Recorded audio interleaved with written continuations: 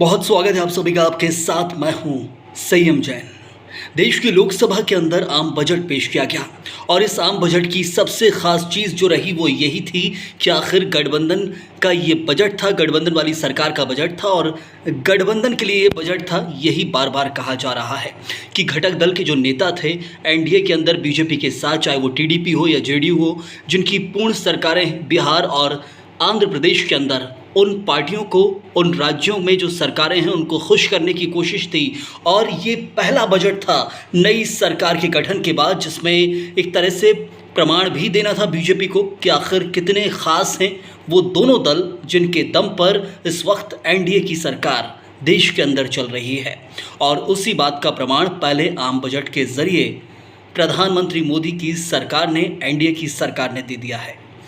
लेकिन इसके साथ ही बहुत सारी खास चीज़ें हैं। कहा जा रहा है कि मध्य प्रदेश जैसे बड़े राज्य हैं जिनने 29 की 29 सीटें जिताकर लोकसभा में बीजेपी की भेजी, लेकिन वो कहीं ना कहीं अनदेखी की गई, मध्य प्रदेश के साथ नज़रअंदाज किया गया। मध्य प्रदेश के जो बड़े बड़े मुद्दे हों या फिर छोटे छोटे जो मुद्दे हैं जो सांसदों के जरिए ही पूरे हो सकते हैं, उन पर भी ध्यान नहीं दिया गया है।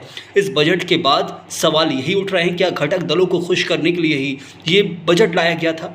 क्योंकि मध्य प्रदेश जैसा बड़ा राज्य हो या फिर दूसरे बड़े राज्य हों, उनकी अनदेखी हुई है।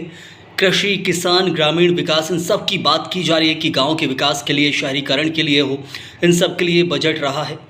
कई हज़ार करोड़ की राशि बिहार के लिए हो या फिर आंध्र प्रदेश के लिए हो, वो निकाली गई है। एक तरह से बजट में उसको लिखित तरीके से कह दिया गया है कि ये राशि जो है, कई हज़ार करोड़ की जो राशि है वो बिहार और आंध्र प्रदेश के विकास के लिए खर्च की जाएगी। लेकिन सबसे महत्वपूर्ण सवाल, क्या दूसरे राज्यों को नज़रअंदाज किया गया है?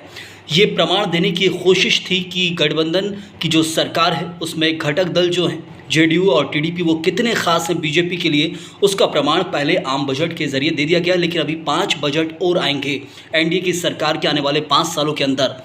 और ऐसे में यदि उन सरकारों में भी कहा जाए कि उन जो बजट पेश किए जाएंगे उस वक्त भी सरकार यदि कोशिश करती है कि कैसे अपने घटक दलों को ही खुश किया जाए, तो फिर देश के दूसरे राज्यों का क्या होगा?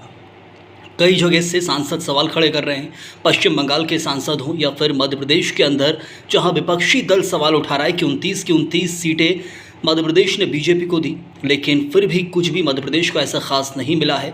लेकिन जो बीजेपी को नहीं जिताया जिन्होंने, उनको ही सब कुछ दे दिया गया। खास तौर पर घटक दल की ही बात विपक्ष भी कर रहा है कि टीडीपी हो और जेडीयू हो, उन्हीं की पार्टी के जो सरकारें हैं बिहार और आंध्र प्रदेश में, उन्हीं को सब कुछ देने की कोशिश थी। और फिलहाल पहले बजट में ये कहा जाए कि प्रमाण देना भी ज़रूरी था बीजेपी के लिए, क्योंकि शुरुआत से देख रहे हैं कि चुनाव से पहले अब की बार मोदी सरकार कहकर प्रचार किया गया था, लेकिन चुनाव के बाद अब की बार एनडीए सरकार हो गया।